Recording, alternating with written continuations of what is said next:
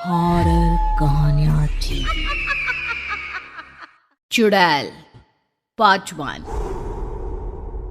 ऊंची ऊंची पहाड़ियों और घने जंगल से घिरा हुआ भैरवगढ़ गांव काली पहाड़ी के ठीक पीछे था। काली पहाड़ी यानी मौत का घर। भैरवगढ़ गांव तक पहुंचने का रास्ता बेहद दुर्गम था। लगभग 24 घंटे घने तूफान और तेज हवाओं की वजह से वहां के वीराने माहौल की कहानियां लोगों के दिलों को दहला देती थी। ऐसे बहुत कम लोग थे जो भैरवगढ़ गांव तक जाने की हिम्मत करते थे। लोगों का कहना था कि इस गांव के आसपास बुरी आत्माओं का साया मंडराता है। गांव के रहने वाले लोगों ने वैसे तो अपनी आंखों से किसी बुरी आत्मा या साये को नहीं देखा था, लेकिन गांव का बच्चा बच्चा इस बात को महसूस कर सकता था कि गांव के ऊपर कोई तो खौफनाक साया मंडरा रहा है। और उसकी वजह ये थी कि उस गांव में जैसे ही कोई लड़का 18 साल का होता, उसके 18वें जन्मदिन की रात ठीक 12 बजे अकस्मात उसकी मौत हो जाती। हर बार ये मौतें बड़े ही रहस्यमयी ढंग से होती और इस बार सरपंच सुमेर के बेटे को 18 साल होने में अब बस 15 दिन बाकी थे। अजी सुनते हैं, हमारा बेटा भी कुछ दिन बाद 18 साल का हो जाएगा। कहीं वो डायन उसे भी खा गई तो? कैसी बातें कर रही हो? जब वो इस गांव में ही नहीं है तो कोई भी डायन या बुरा साया उसका कैसे कुछ बिगाड़ सकता है? उसे कुछ नहीं होगा। हाँ जानती हूँ, आपने उसे पढ़ाई के बहाने इस गांव से बाहर निकाल शहर भेज दिया है, लेकिन ये भी तो सच है ना कि वो बार बार यहाँ आने की जिद करता रहता है। वो चाहे कितनी भी जिद कर ले जानकी, पर मैं उसे इस गांव में कभी वापस नहीं आने दूंगा। मैं नहीं चाहता कि गांव के दूसरे लड़कों की तरह मेरे बेटे की भी अजीबोगरीब ढंग से मौत हो जाए। कभी कभी तो लगता है कि हम सब गांव वालों को हिम्मत करके अपने गांव को इस बुरी आत्मा से छुड़वा लेना चाहिए। लेकिन कौन जानता है आखिर वो खतरनाक साया किसका है? वो काली आत्मा कौन है जो रातों रात हमारे गांव के लड़कों को निगल जाती है? सुमेर और जानकी जब ये सारी बातें कर रहे थे तब रात के लगभग 10 बज चुके थे और हर रात की तरह भैरवगढ़ गांव एक भयानक काले तूफान की आगोश में था। बाहर चल रही तेज हवाएं और बारिश के बीच कभी कभी ऐसा लगता जैसे कोई बुरी तरह से चीख रहा है। किसी के तड़पने और चीखने की आवाजें गांव के कानों में बार बार टकराती, पर वहां रहने वाले किसी भी औरत या आदमी के अंदर इतना साहस नहीं था कि वो अपने घर से बाहर कदम रख के उन आवाजों तक पहुंच सके। सो जाओ जानकी और घर के खिड़की दरवाजे कसकर बंद कर दो। अब जानकी सब खिड़कियां ठीक से बंद करने ही लगती है कि तभी उसे अपने घर के दरवाजे पर जोर जोर से खटखटाने की आवाजें सुनाई देती है। इन आवाजों को सुनकर जानकी और सुमेर के चेहरे डर से पीले और हाथ पैर ठंडे पड़ जाते हैं। जानकी, जानकी, इतनी रात कौन होगा? पता नहीं, ऐसा लग रहा है कोई बुरी तरह से दरवाजा खटखटा रहा है। अरे हाँ, पर किसी की आवाज भी तो नहीं आ रही। क्या करूं? दरवाजा खोल लूं या नहीं? कहीं ऐसा ना हो कि किसी को हमारी मदद की जरूरत हो। लड़खड़ाते कदमों से सुमेर दरवाजे के करीब जाता है और अपने कान को दरवाजे पर रख धीरे से आवाज देते हुए पूछता है, कौन है? कौन है वहां? तभी एक बेहद डराने वाली आवाज उसके कानों से टकराती है। दरवाजा खोलो, दरवाजा खोलो, वरना आज की रात इस गांव में कोई जिंदा नहीं बचेगा। मैं जानती हूँ तुम्हारा बेटा 18 साल का होने वाला है। अगर उसकी जान की जरा भी परवाह है तो दरवाजा खोल दो।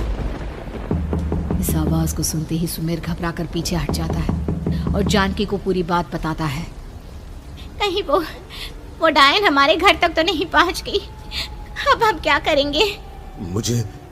मुझे दरवाजा खोलना ही होगा जानकी।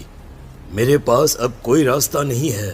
इतना कहकर सुमेर डर से अपनी दोनों आंखें कसकर बंद करता है और कांपते हाथों के साथ झटके से दरवाज़ा खोल देता है।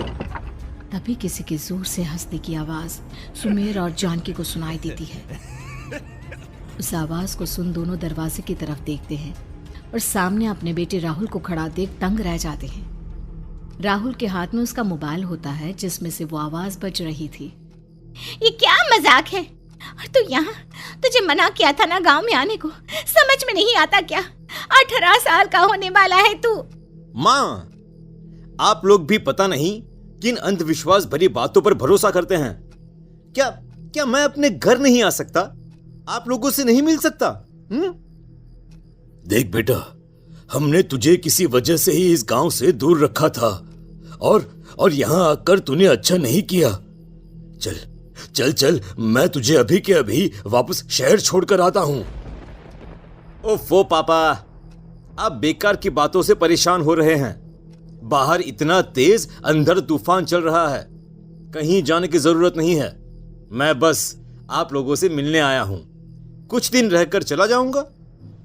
दिमाग खराब हो गया है इस लड़के का, नहीं जानता कि इस गांव में ये सुरक्षित नहीं है। किसने कहा था तुझे यहाँ आने को?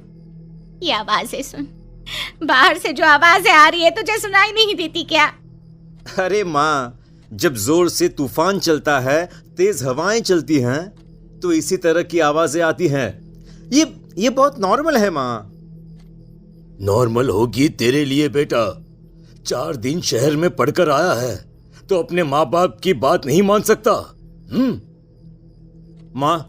माँ, मुझे अभी बहुत जोरों से भूख लगी है, पहले कुछ खिला दो, और रात भी बहुत हो गई है। हम इस बारे में कल बात करते हैं, ठीक है? राहुल के वापस आ जाने से जानकी और सुमेर की आंखों की नींद उड़ गई थी। खाना खाने के बाद राहुल तो अपने बिस्तर पर जाकर सो गया, लेकिन जानकी और सुमेर पूरी रात उसके कमरे के बाहर पहरेदारी करते रहे। उन्हें पल पल इसी बात का डर था कि कहीं उनके बेटे को कुछ हो ना जाए। रात बीतती है, सुबह का सूरज निकलता है। अब जैसे ही वो राहुल को नींद से जागते देखते हैं तो उन दोनों के दिल को सुकून मिलता है। अरे माँ, पापा, आप अभी तक यहीं बैठे हैं? क्या पूरी रात सोए नहीं? जिनकी जवान बेटी की जान को खतरा हो, उन माँ बाप को नींद नहीं आती बेटा। अब तो वापस शहर चला जा। देखो माँ, मैं किसी जरूरी काम से इस गांव में आया हूं, और वो काम पूरा होने के बाद मैं खुद यहां से चला जाऊंगा। काम? गांव में तेरा क्या काम है? पापा, मैं बचपन से ही इस गांव के बारे में बेहद डरावने किस्से सुनते आया हूं, इसीलिए अब मैं उन्हीं किस्सों के ऊपर डॉक्यूमेंट्री फिल्म बनाऊंगा। रिसर्च करना चाहता हूं कि आखिर सच्चाई है क्या। हे भगवान, लो जी, सुन लिया, और भेजो इसे पढ़ने के लिए शहर। मैंने आपसे पहले ही कहा था, मेरी बहन के पास दूसरे गांव भेज दो। ना ये शहर जाता और ना उल जुलूल की बात इसके दिमाग में आती। जानकी और सुमेर राहुल को समझाने की बहुत कोशिश करते हैं, पर वो किसी की बात नहीं सुनता और अपना कैमरा लेकर गांव की पास वाली काली पहाड़ी की तरफ निकल जाता है। अब राहुल जैसे ही काली पहाड़ी पर पहुंचता है, उसकी नजर पहाड़ी के ठीक बीचों बीच बनी एक पुरानी झोपड़ी पर पड़ती है। यहाँ भी कोई रहता है क्या? ये इंटरेस्टिंग होगा।